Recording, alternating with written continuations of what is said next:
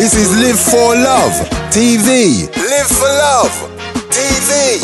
Yes, I am. Make sure to subscribe and leave us a review. One step more. One step more.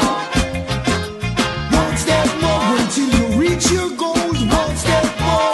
Save them souls. One step more. This is Live for Love TV. Live for Love TV. Yes, I am. Make sure to subscribe and leave us a review. Be sure to join us next time.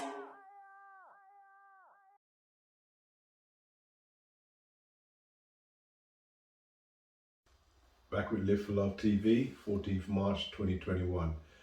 Today's discussion, a two-way discussion as normal, is going to be about the discovery of Jamaica. The history books say it happened in 1494 by Mr. Christopher Columbus, who was an Italian that was working on behalf of the Spanish crown.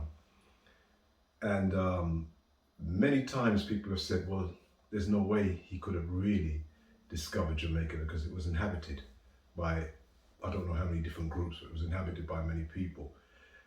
The argument came up again in 1980 when Burning Spear made a record, and ever since then, often you hear on forums and places that he didn't discover Jamaica. But for me, and people can give their feedback to this, he discovered Jamaica because to discover something doesn't have anything to do with whether somebody was there or not. That doesn't really stop the discovery. You can discover many things. A man can discover that his wife is having an affair. Discovery, if you look in the English dictionary or in Wikipedia, if you look it up, you're going to see that to discover is just to find out something that you didn't know. And since almost nobody in Europe knew there was any land in the Caribbean or the West Indies, then surely the argument is mute, because he definitely had to have discovered it. He discovered it on behalf of his people. Other people know that Africans, there's books have been written about Africans going there prior to Christopher Columbus, which I believe is completely true. And they would have discovered it on behalf of the African people.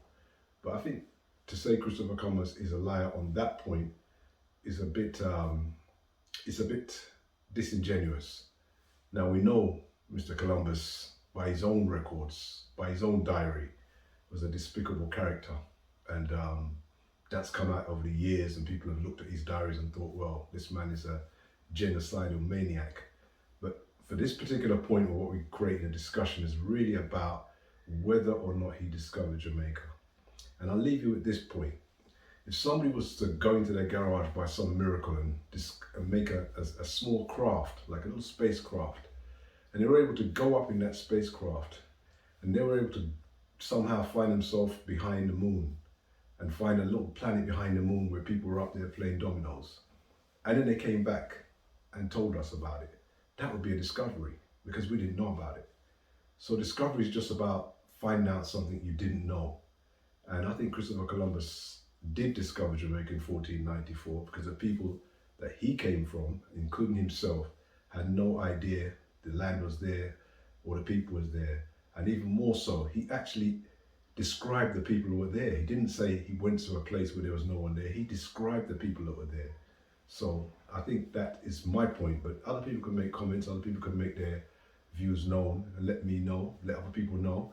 I'm sure you're going to put like, dislike, and definitely a lot of dislikes on this one since it's so controversial. But let's hear what you have to say.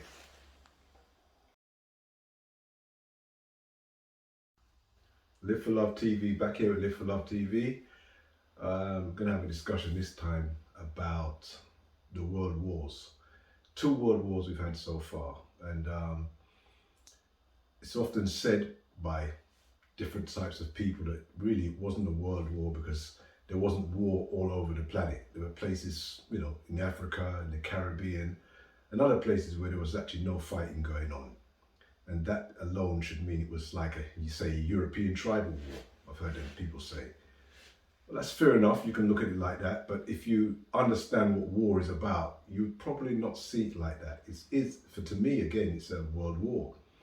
Why do I say it's a world war? Because prior to the First World War, the wars that were fought between European powers and other powers was not for the actual ownership of the world, because the world hadn't yet been colonialized. It became colonialized at the Berlin Conference. And after the Berlin Conference, literally every part of this planet was carved up to some power. It's European power, where it's England, Germany, France, Portugal, Spain, the list goes on and on. So when they fought in 1914, it was called the Great War. It was originally called the Great War, and it was called the War to End All Wars. By the time America came in 1917, it then became, as people will now say, the World War, because now the whole world was being fought for. So to me, it's a world war. Even if there was no bombs dropped in certain places in the world, that place was part of the war. For instance, again, we go back to Jamaica. Jamaica, a British colony. If Germany had won the First World War, Jamaica would have become a German colony. That's how wars are fought. Namibia was a German colony before the First World War, and Germany lost all their colonies after the First World War. So that's the reason why people call the First World War and later on the Second World War world wars. It's not about exactly where the world war is fought, it's more about what's been fought for. So that's Live for Love TV. This is Live for Love TV. Live for Love TV. Yes, Make sure to subscribe and leave us a review. Be sure to join us next time. Live for Love TV.